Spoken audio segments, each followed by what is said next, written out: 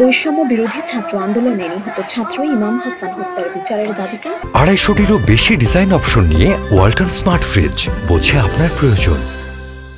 বিক্ষোভ করেছেন আদমজীনগর এমডব্লিউ কলেজের শিক্ষার্থীরা। বৃহস্পতিবার সকাল 10টায় নারায়ণগঞ্জের ঢাকা-চট্টগ্রাম মহাসড়কের মৌচাক এলাকায় মহাসড়কের সর্বমুখী লেন বন্ধ করে শিক্ষার্থীরা এই অবরোধ কর্মসূচি পালন করছে। এ সময় ঢাকা-চট্টগ্রাম মহাসড়কের ঢাকামুখী লেনে মৌচাক থেকে কাঁচপুর এবং চট্টগ্রামমুখী লেনে মৌচাক থেকে সাদ্দাম মার্কেট পর্যন্ত দীর্ঘ যানজটের সৃষ্টি হয়।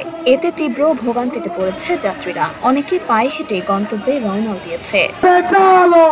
আগুন জ্বালো, জেগেছে জেগেছে, ছাত্র সমাজ জেগেছে, লেগেছে লেগেছে, রক্তে আগুন লেগেছে। এদিকে শিক্ষার্থীদের সঙ্গে কথা বলে জানা গেছে, রাজধানীর যাত্রাবাড়িতে বৈষম্য বিরোধী ছাত্র আন্দোলনে পুলিশের গুলিতে নারায়ণগঞ্জ সরকারি আদমজীনগর এমডব্লিউ কলেজের দ্বিতীয় বর্ষের শিক্ষার্থী ইমাম হাসান তাইমকে হত্যার 1.5 মাস পরও কেন হত্যাকারী পুলিশ সদস্যকে গ্রেপ্তার না করায় বিচারের দাবিতে তারা মহাসড়ক বন্ধ করে দেয়।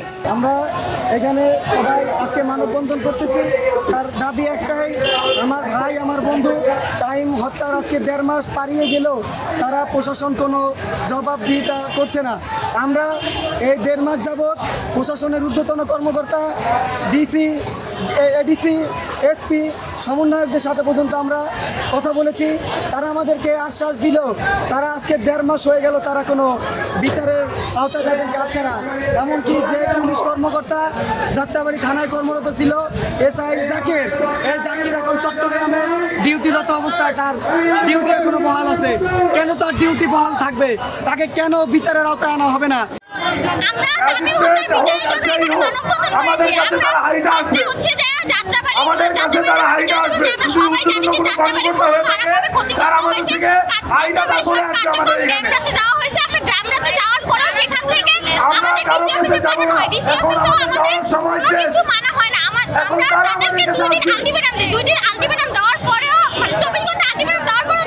এতদিন আমরা তাদের বাড়ি ধরে গেছি, তারা আমাদের কোনো বিচার করে নাই।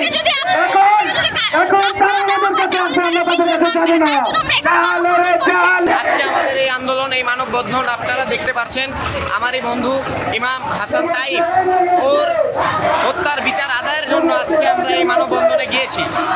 আপনারা দেখেছেন 20 জুলাই বৈষম্য বিরোধী ছাত্র আন্দোলনে শরীরাকার কাজলা অঞ্চলে একটা নিরস্ত্র স্টুডেন্টকে পুলিশ একদম নৃশংসভাবে মারে।